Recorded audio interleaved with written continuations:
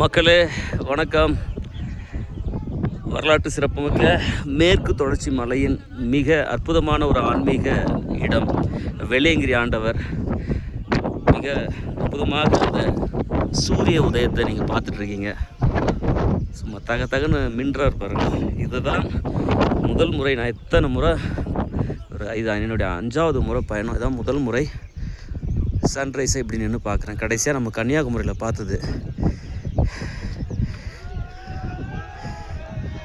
மிக அற்புதமாக வராரு பாருங்க. எங்கள் மக்கள் எல்லாரும் எவ்வளோ ஒரு அற்புதமாக கை காட்டுறாரு. நண்பர்கள் அங்கே நின்றுட்டுருக்காங்க பாருங்க. ஏழு மக்கள்